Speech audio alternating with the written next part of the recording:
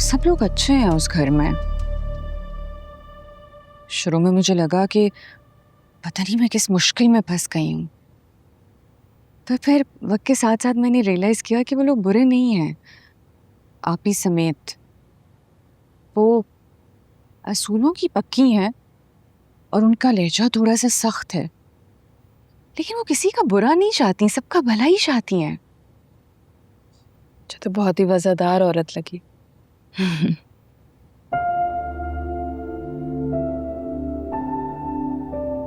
एक बात पूछूं आपसे? ऐसे क्यों कह रही हो? पूछो, क्या पूछना चाहती हो?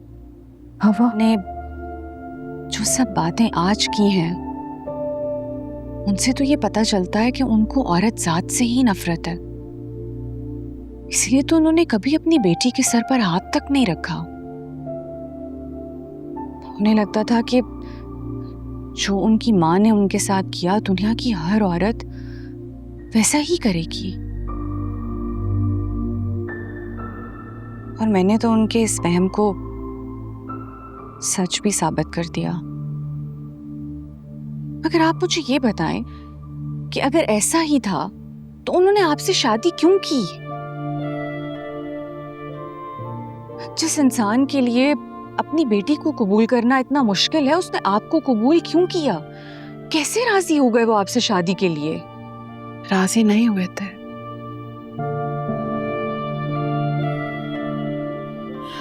जब तुम्हारी दादी तुम्हारे बाबा को छोड़कर गई थी, तब मेरे बाबा ने उन्हें संभाला था।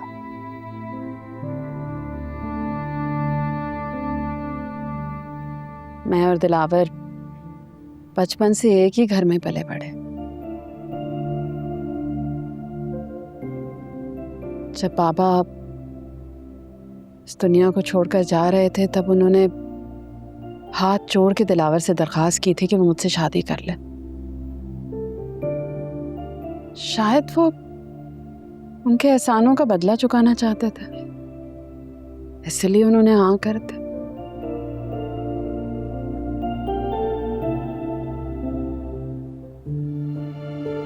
लेकिन शादी के 5-6 साल तक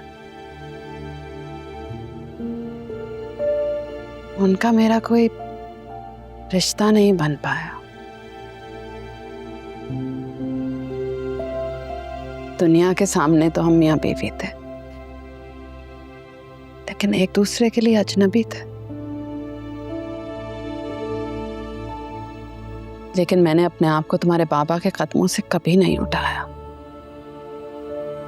उन्होंने जैसा कहा, जो कहा, वैसा ही किया।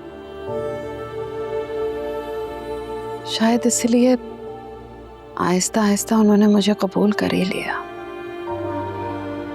अब तुम्हारे मामले में ही देख लो, मिन्नतें की, समाजतें की, लेकिन और कुछ नहीं कहा मैंने बेटे। इस माशरे में औरत के लिए जीने का ये बेहतरीन गुर है।